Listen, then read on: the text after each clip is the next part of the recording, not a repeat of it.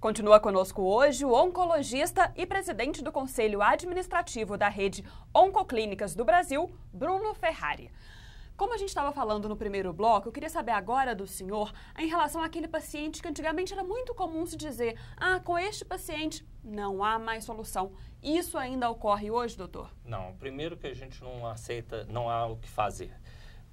Às vezes a gente não tem tratamentos oncológicos para serem oferecidos para aquele paciente, mas certamente algum tipo de cuidado para melhorar a qualidade de vida dele e dar dignidade a um processo de passagem dele, isso certamente nós ainda continuamos atuando e temos que cada vez sermos melhor nisso. É o que vocês chamam de medicina paliativa. Sim, medicina paliativa é muito importante. O que é exatamente? É o cuidado do paciente em todas as fases da doença, inclusive na sua terminalidade, principalmente na sua terminalidade. E cada vez mais a gente tem feito isso dentro do próprio contexto social do paciente, evitando que esse paciente tenha sua fase terminal dentro de instituições hospitalares. Hoje vocês tratam um paciente com câncer ou apenas aquele tumor, tipo tumor de mama? Por exemplo, ainda que não haja metástase, como que é esse tratamento hoje? Não, o paciente tem que ser visto como um todo. Câncer não é doença de um médico só, não é doença do cirurgião, do radioterapeuta, do oncologista, é dos três, mais do fisioterapeuta, do psicólogo, do nutricionista, do estomatoterapeuta, que é o especialista que vai cuidar de alguns dos efeitos colaterais mais importantes do tratamento oncológico, que são as mucosites, as aftas. Então, quer dizer, a gente tem que ver o paciente como um todo. Para você ter uma ideia, um tumor com 1 centímetro, ele tem 1 bilhão de células. Então, mesmo uma paciente com tumor pequeno, a gente já tem que ver essa paciente como uma provável paciente com a doença sistêmica. Falando nesse aspecto, a gente pode dizer da prevenção, que deve ser completa, então, também. Completa. E a gente tem a prevenção primária, que é você evitar que a doença aconteça. E aí os testes genéticos são muito importantes. Então, existem algumas alterações genéticas que vão levar a um maior risco de câncer.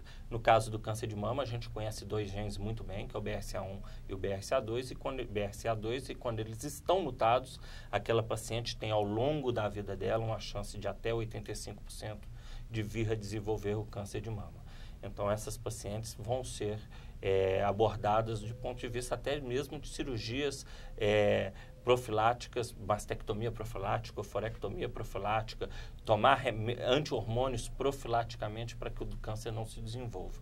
Então, a gente também tem avançado muito nisso. E aí é super importante a gente identificar subgrupos de alto riscos para que a gente tenha um controle mais próximo dessas pacientes. E falando em prevenção, não tem como dizer a respeito disso sem falar da mamografia, no caso do câncer de mama, né? Perfeito. A mamografia já é uma prevenção secundária. O que a gente está querendo? O diagnóstico cada vez mais precoce. Não dá mais para a gente ficar batendo na tecla de autoexame. Nós estamos precisando de mamografia mesmo, porque a gente vai diagnosticar tumores ainda não palpáveis. Pra você ter uma ideia, o tumor de 1 centímetro palpável, como eu já disse, 1 bilhão de células. Provavelmente essa paciente já pode ter uma doença sistêmica. Então, a gente quer diagnosticar a doença na sua fase pré-maligna, que são as microcalcificações, por exemplo, um principal achado da mamografia. E aí, nesse ponto, eu fico muito feliz, porque no SUS você já consegue fazer mamografia de graça a partir dos 40 anos. E outro dia eu recebi um papel do plano de saúde a partir dos 50. Ou seja, no sistema público estamos, quer dizer, mais avançados. Não, o SUS, infelizmente, nós tivemos um retrocesso. Ah, é? Passou agora a partir dos 50 anos e uma só mama. Isso nós temos que corrigir rapidamente. Inclusive em Minas Gerais? Inclusive no Brasil inteiro. Isso é uma resolução do Ministério. Nós temos que caminhar para que a recomendação da Sociedade Brasileira de Mastologia, do Conselho Brasileiro, do Colégio Brasileiro de Radiologia seja seguida. A mulher deve fazer sua mamografia de base aos 35 anos e a partir dos 40 anos ela deve fazer sua mamografia anualmente. É isso que nós temos que brigar. O número de recidivas tem diminuído? O número de recidivas. Quanto melhor, mais precocemente a gente tratar o nosso paciente, melhor identificar aquela doença e melhor tratá-lo, menores vão ser as taxas de recidivas.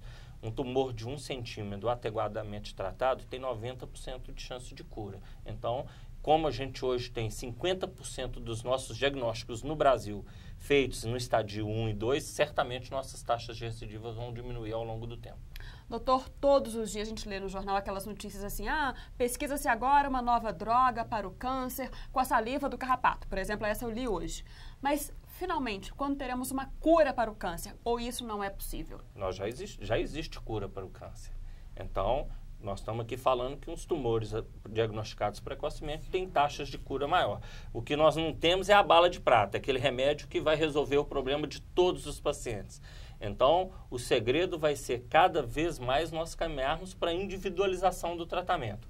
Identificar características específicas do tumor daquele paciente e procurarmos sermos efetivos no tratamento dessa doença. Assim, nós vamos ser mais eficazes e termos mais taxas de cura. Tomara que esse dia chegue logo.